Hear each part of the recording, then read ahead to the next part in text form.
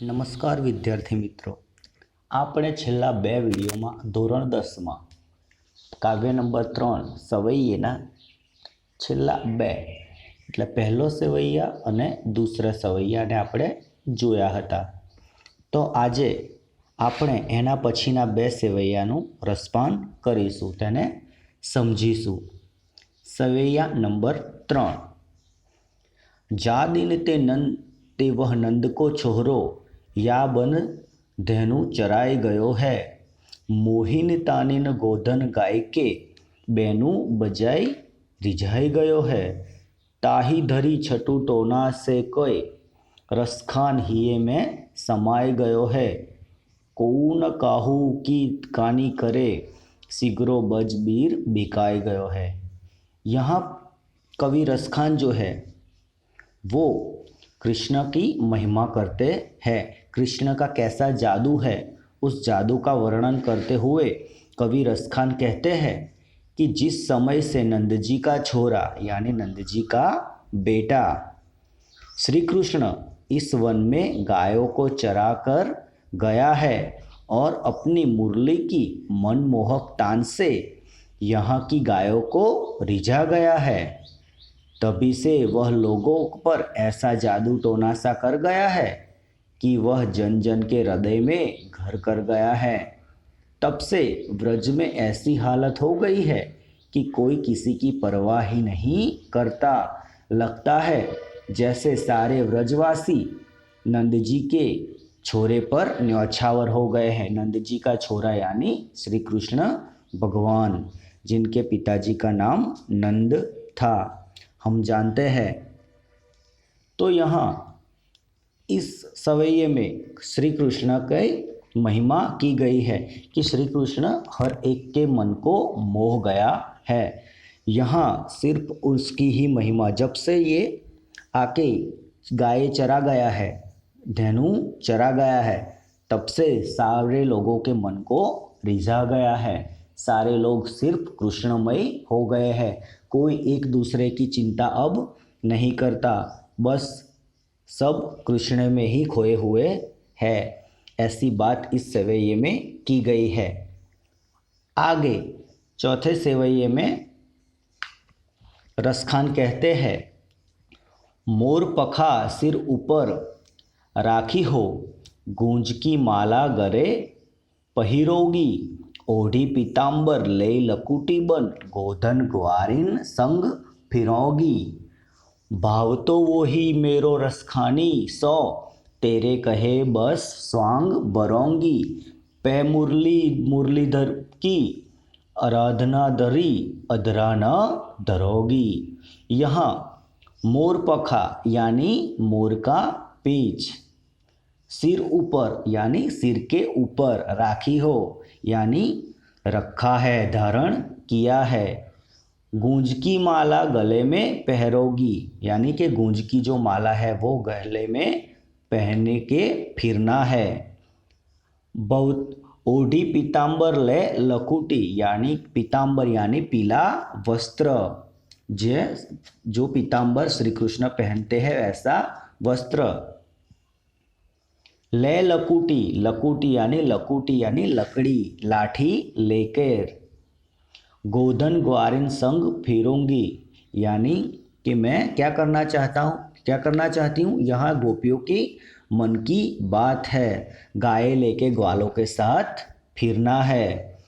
भाव तो वही मेरो रस खानी, यहाँ क्या कहते कि मेरा भाव क्या है, श्री कृष्ण के जैसा बनना मेरा भाव है, श्री कृष्ण जैसा स्वांग मुझे रचना है. यहाँ बात की है. इस सवैये को हम पूरा समझते हैं तो देखते हैं कि कवि रसखान जो है वो कृष्ण के प्रति गोपियों के मन में जो प्रेम का वर्णन है वो यहाँ करते हैं.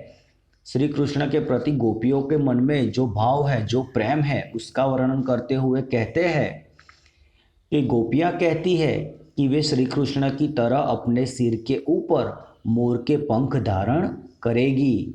वे अपने गले में गूंजों की माला धारण करना चाहती है या करेगी. वे श्री कृष्ण का वेश धारण कर पीले रंग के वस्त्र ओढ़कर अपने हाथों में लाठी लेकर गायों और ग्वालों के साथ साथ वन में भटकेगी। वे कहती है कि अपने कृष्ण के लिए वे उनके सारे रूप धारण करेगी, सारे स्वांग धारण करेगी जो उन्हें अच्छे लगते थे, पर वे एक स्वांग कभी नहीं करेगी जो श्री कृष्ण किया करते थे। और वह स्वांग कौन सा है? तो वह स्वांग यह है कि वे कृष्ण की तरह मुरली कभी नहीं बजाएगी। वे कहती है कि जिस मुरली को श्री कृष्ण ने अपने होठों पर रखकर बजाया था, उस मुरली को हम अपने होठों पर कदापि नहीं रखेंगे। अगर जो ऐसा करेगी तो वो मुरली झूठी हो जाएगी और वो श्री कृष्ण अपने आराध्य देव के साथ ऐसा व्यवहार कभी करना नहीं चाहती। अगर हम दोनों सवैये को गुजराती में अनुवाद करते हैं तो देखते हैं कि सवैया नंबर 2, जादीन ते वह नंद को छोहरो या बन धेनु चराई गयो है, मोहिनी ताननी गोधन गाय के बेनु बजाए रिझाई गयो है, टाही धरी कछु टोना सौके रसखान हिये में समाई गयो है, कोऊ न काहू की कानी करे सीगरो ब्रज बीर बिकाई गयो है।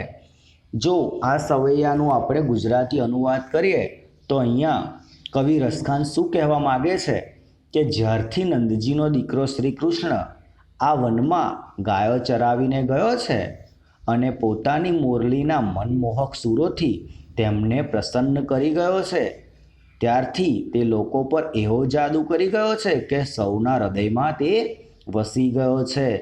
સૌ ફક્ત તેમની જ વાતો કરે છે। આખા વ્રજમાં એવી પરિસ્થિતિ થઈ ગઈ છે, એવી સ્થિતિ થઈ ગઈ છે કે કોઈ કોઈની પરવા જ કરતું નથી।